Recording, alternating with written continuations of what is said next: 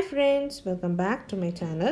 இன்னைக்கு நம்ம என்ன ரெசிபி பார்க்க போறோம்னா ஒரு பிரேக்ஃபாஸ்ட் ரெசிபி தான். அதாவது நீர் தோசையும் ஸ்பைசியான சட்னி எப்படி செய்யலாம்னு தான் பார்க்க போறோம். இந்த ரெசிபி ரொம்ப சிம்பிளான ரெசிபி.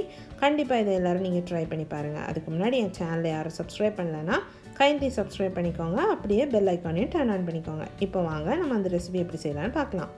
அதுக்கு நீங்க பச்சரிசி நைட்டு ஊற வச்சு எடுத்துக்கோங்க. நான் இன்றைக்கி இந்த கப்புக்கு ஒரு கப் பச்சரிசி எடுத்திருக்கேன். அதே கப்புக்கு ஹாஃப் கப் துருவன தேங்காய் எடுத்திருக்கேன். இப்போ இந்த அரிசியை நீங்கள் மிக்சியில் போட்டு கிரைண்ட் பண்ணிக்கலாம். கூட கொஞ்சமாக தண்ணி ஊற்றிக்கோங்க. ஊற்றி நல்லா கிரைண்ட் பண்ணிக்கோங்க.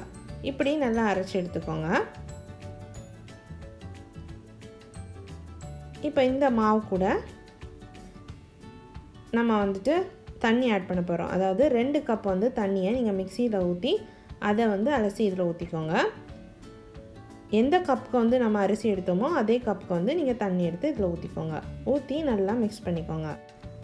நம்மளோட மாவு நல்லா வாட்டரியாக தான் இருக்கணும். அது ஸ்பூன் பேக்கில் ஒட்டவே கூடாது. இப்படி நல்லா தண்ணியாக தான் இருக்கணும். இப்போ அதுக்கு தேவையான அளவு உப்பு சேர்த்து நல்லா கலந்துக்கோங்க. இப்போ ஒரு பேன் ஹீட் பண்ணி அதில் எண்ணெய் சேர்த்து எண்ணெயை நல்லா ஸ்ப்ரெட் பண்ணி விட்டுக்கோங்க. நம்மளோட மாவை நல்லா கலந்துக்கோங்க. கலந்துட்டு தின்னாக பேனில் ஊற்றிக்கோங்க. ஊற்றிட்டு மூடி போட்டு ஒரு 1 மினிட் குக் பண்ணி எடுத்துக்கோங்க.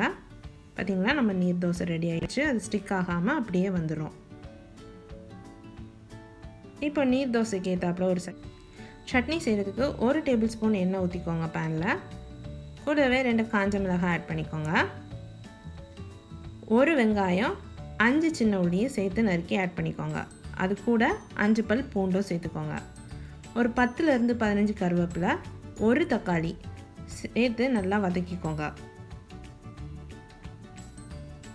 வதங்கினதும் அதுக்கு தேவையான அளவு உப்பு சேர்த்துக்கோங்க. சேர்த்துட்டு அதையும் நல்லா மிக்ஸ் பண்ணி விட்டுருங்க. இப்போ ஒரு சின்ன பீஸ் இஞ்சியை நறுக்கி அதையும் சேர்த்து வதக்கிக்கோங்க. வதக்கினதுக்கப்புறமா ஸ்டவ் ஆஃப் பண்ணிவிட்டு அதை நல்லா ஆற விட்டுருங்க. ஆறின அப்புறமா மிக்சியில் போட்டு நல்லா அரைச்சி எடுத்துக்கோங்க. இப்போ அது தாளிக்கிறதுக்கு 1 டேபிள் ஸ்பூன் எண்ணெய் ஊற்றிக்கோங்க. அதில் 1 காஞ்ச மிளகாய் சேர்த்துக்கோங்க. கூடவே 1/4 டீஸ்பூன் கடுகு சேர்த்துக்கோங்க. ஒரு 5 இல்லை 6 கருவேப்பிலை சேர்த்துக்கோங்க. சேர்த்து அது தாளித்து நம்ம சட்னியில் ஆட் பண்ணிக்கோங்க.